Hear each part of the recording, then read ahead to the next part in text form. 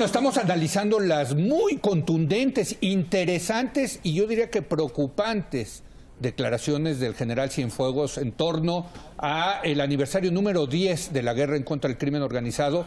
Yo decía, a ver, hay que escuchar bien al ejército. A ver, dice algo el general Cienfuegos que me parece muy interesante, que hay soldados que ya se la están pensando entre obedecer las órdenes de sus oficiales con la posible consecuencia de que luego los persigan por violaciones a los derechos humanos, o desobedecer.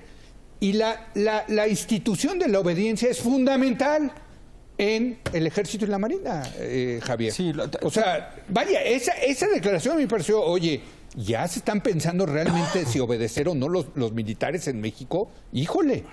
Ningún soldado tiene por qué obedecer una orden que no es legal. Entonces, si le están ordenando a torturar, no corre el menor peligro, en principio, de si desobedece a su oficial, meterse en problemas, en principio. Entonces, creo que también esa manera de plantear... Hay que escuchar al general, y estoy de acuerdo. Y creo que me gusta un general que diga las cosas de manera clara, y creo que si hay un tema y tiene puntos muy claros que se deben de hacer, etcétera, etcétera. Pero esa manera de plantear el programa a mí no me encanta. Porque ¿De lo de la obediencia? Sí, porque... No, pero sí te dice algo, ¿no? No, porque parece ser que si obedece viola los derechos humanos. No, en principio no. Igual también soy naive en pensar eso, pero caray, hay que apuntar a un ejército donde no ocurra eso, y la manera de hacerlo es no meterlo en estas situaciones. Pero él lo que dice, nosotros no estamos entrenados para eso. A mí no me pidas que... Bueno, pero quiere que se institucionalice. Exacto. Entonces, bueno, pues no me queda claro, pero tú ¿hasta dónde sí y hasta dónde no? Él dice, ¿no? Sí. Yo no quisiera llegar a una situación como se llegó, por ejemplo, en Estados Unidos, donde se institucionalizó la tortura. Sí. Para que no hubiera problemas legales, permitieron torturar. Yo no quiero llegar a eso. Sí, sí. Creo que es el camino incorrecto. Está de regreso, yo prefiero el camino de dejar de perseguir el narco, yo prefiero el camino de poco a poco retirar las Fuerzas Armadas, etcétera, etcétera. Pero ve la consecuencia. A mí me parece, Jorge, lo interesante es lo que está diciendo el general, que es la consecuencia 10 años después de que él como general secretario ya está viendo problemas de desobediencia en la tropa.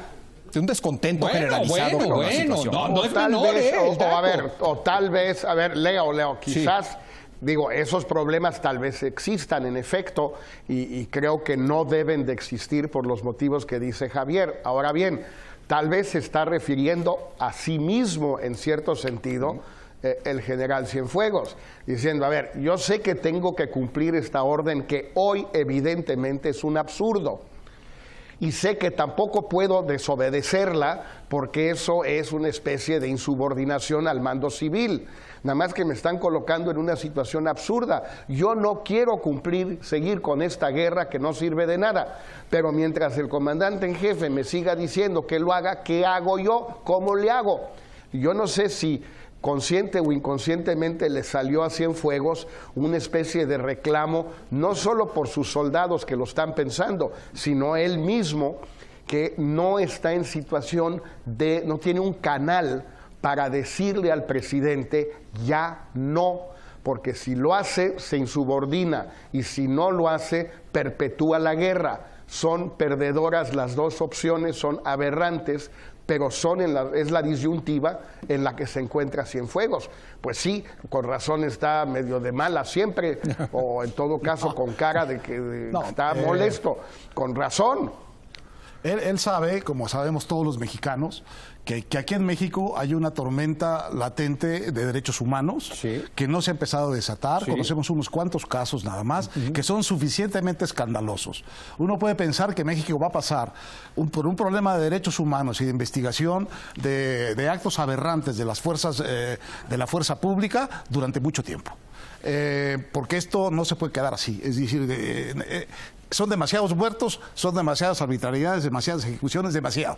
Esto va a venir encima de las corporaciones militares, quieran o no quieran. Y ya está empezando a suceder, pero estamos apenas en el principio del iceberg. Bueno, el tema es que yo creo que el general tiene razón en esto. Hay que iniciar la estrategia contraria a la seguida hasta ahora, en el sentido de ver cómo regresamos a los militares a sus cuarteles. Y que esa sea la lógica de la estrategia. De manera que, primero, a ver, hagamos un análisis bien de cuál es la urgencia de que esté el ejército desplegado permanentemente en qué partes de la República. Porque no estamos hablando de una crisis de seguridad que esté en toda la República, ni mucho menos de una crisis tan grave que solo la presencia del ejército pueda contener. Entonces, ¿de qué estamos hablando? Probablemente estamos hablando de un puñado de estados y, si me fuerzas, de un puñado de regiones, en Michoacán, en Guerrero, en Oaxaca no, en Tamaulipas, y no sé, en Veracruz. Sí. Pero yo no veo ni en Quintana Roo, ni en Yucatán, ni en Chiapas, ni en Tabasco. En el Estado de México. Bueno, en el Estado de México. Entonces, Sí. primero, ¿en dónde está desplegado el ejército? El mapa. Y luego, ¿cuál es la dificultad de salirse de ahí? ¿Por qué tienen que quedarse ahí?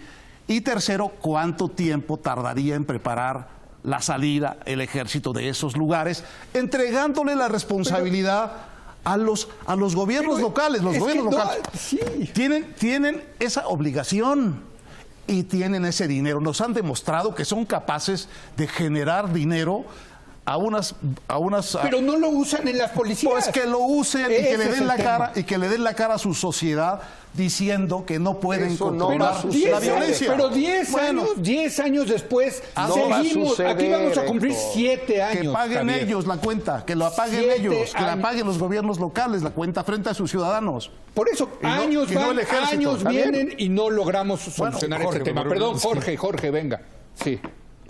No, simplemente repetirlo otra vez. Es decir, eso no va a suceder. La estructura fiscal, jurídica, política del país vuelve imposible que haya una policía estatal o municipal que sirva. Si quitas un poco lo de la Yucatán y Campeche, quizás Aguascalientes, todo lo demás es un desastre completo, no sirve de nada. Yo no entiendo cómo se puede seguir pensando que con más tiempo se va a arreglar. Ahora, No se va a más arreglar. dinero, pues entonces, ¿de dónde va a venir el dinero?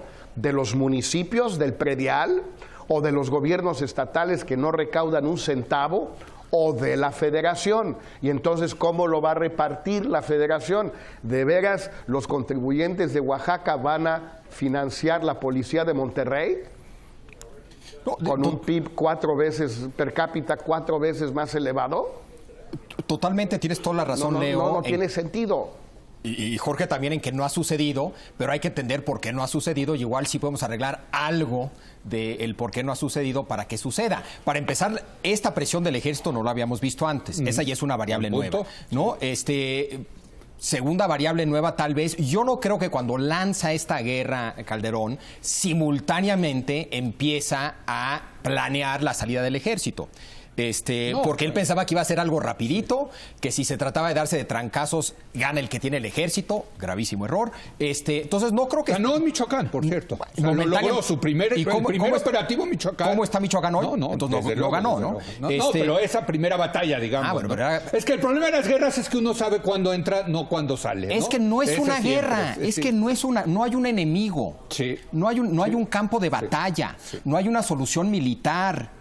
No hay un fin a esta guerra, no es una guerra. Ni siquiera queda Entonces, si claro el seguimos objetivo. atrapados en la metáfora de la guerra, estamos perdidos. Pero yo Pero sí está el ejército y la marina. Ah, bueno, sí, pero Entonces, o sea, A ver, pero sí volvamos- hay una guerra. no, vamos. hay ejército y marina como hubo ejército y marina en muchos otros lados sin guerra. Volvamos a esto para entender, porque esto sí lo hemos estudiado. Por lo menos está Sí. publicado varias veces en la revista Nexo de distintas maneras. Es la presencia del ejército, de la marina, en el cuerpo de una estrategia de combate al narcotráfico centrada en descabezar a los cárteles Eso. y en fragmentarlos. Cada vez que tú descabezas un cártel, hay una violencia intestina en la que puede no participar, y no participa de hecho la fuerza pública, sino los propios miembros del cártel o de la cosa esa que sea, la red criminal que sea. Y la consecuencia es que tú quitas a Nacho Coronel y hay una cantidad de muertes en Jalisco que son 50, 60, 80. Matas a Beltrán Leiva y es la hora en que no se acaban de matar En Guerrero los y fragmentos, Morelos, sí. los fragmentos de esa organización en Guerrero. ¿Quién mata a Beltrán Leiva? La Marina. La Marina hace el operativo para matar a Beltrán Leiva y lo matan y además lo ostentan su cadáver vejatoriamente lleno de dólares. Sí. ¿Cuál es la consecuencia? Se enteran del nombre de alguno de los participantes y van y matan a la familia de los militares, de los marinos en Tabasco. Bueno, es esta intervención del ejército combinado con la idea de que hay que descabezar a los cárteles. Cada vez que descabezas un cártel, generas un ciclo de violencia. Y es esa lógica perversa de la presencia del ejército, de la marina, y además la lógica de descabezar a los cárteles, lo que provoca esta espiral gigantesca de sangre. Pero hay que suspender las dos cosas. Ahora, decía Javier, algo pasa que no pasan las cosas, ¿no? Que Pues no en cuanto a construir una policía, ya sea única nacional, única estatal, buena municipal, déjame sacar. No las tenías y no había esta violencia. No, pero las quieres, pero sí las quieres. Introdujiste otros factores, saca esos factores. Pero con eso se lo soluciona, no. Vas en el camino de echar para atrás la máquina del tiempo y volver a la situación que tenías antes. Tenías malas policías, pero no tenías una estrategia de descabezar, ni habías metido a las Fuerzas Armadas de lleno a la estrategia de descabezar. Ahora, es una apuesta muy arriesgada. No. A ver, ¿tú estás convencido que si se regresa el ejército y la marina a sus cuarteles, va a bajar la violencia? Yo estoy convencido de que eso es lo que hay que hacer. Absolutamente. A ver, poco a poco, y lugarcito por lugarcito, no en general, lugar por lugar y poco a poco. Pero eso es lo que hay que hacer. Tiene razón el general Cienfuegos. Estamos de acuerdo que eventualmente también hay que hacer lo otro, o sea, de construir esas policías que se viene hablando de esas malditas policías desde el sexenio de Zedillo. Y la pregunta, y me sale lo politólogo, ¿y qué? Pues no ha habido incentivos políticos para hacerlo. Algo está mal en el régimen político mexicano que no permita que los políticos se pongan de acuerdo para resolver el tema de las policías. El federalismo. ¿O no? Es el federalismo. La simulación federalista. Bueno, no sé. Pero en eso tiene razón Jorge. Quien tiene el poder, la estructura fiscal, la capacidad de hacer una policía nacional seria, poco a poco, es la federación. ¿Por qué no se ha hecho? Muchos estados no necesitan. A ver, yo aquí tuve sentado a Erubiel Ávila, ¿te acuerdas cuando era presidente municipal de Ecatepec? Y estaba en contra de la policía estatal, ni siquiera él como presidente municipal de Ecatepec. Y ahora es gobernador y está más de acuerdo con la policía estatal. Los gobernadores, ni los presidentes municipales, ni los gobernadores quieren perder el poder de la policía. Ese es en el fondo, me parece, el problema. Pero ese no es el origen de la violencia, Leo. No es el origen de la violencia, estoy de acuerdo. El origen es el otro. Descabezar es parte de la solución. Y el ejército en tareas permanentes de policía. Pero entonces son dos pasos, ¿no? El primer paso es echar para atrás esta solución que no fue solución del ejército que se regresa a sus cuarteles. Es el factor Ese uno es paso número uno de la violencia. Ahora, paso número dos, las policías, ¿no? ¿O no? ¿No necesariamente? Dejar de estimular la guerra intestina entre los cárteles, descabezándolos, que es la estrategia de la DEA. Por favor, en todas partes lo hicieron en Colombia, hicieron el desastre de Colombia, tiene que ver con eso.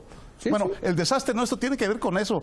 Han capturado 130 o descabezado o matado a no sé cuántos de los 130 líderes del cártel que están buscando. ¿Y la consecuencia cuál es? Pues más violencia. Bueno, no, pero es interesante todo lo que plantea Héctor, de que más que hablar de las policías, hablemos de esto primero. Me parece interesantísimo, ¿no? A lo mejor nos hemos ido con la finta con el debate de las policías. Yo digo, en lugar de una respuesta como le dio el presidente tan rápida, a Cienfuegos, de decir, pues de cualquier manera entendemos, pero ahí van a seguir, la pregunta es, ¿ahí dónde? ¿Por qué no ensayar la estrategia de devolverlos poco a poco?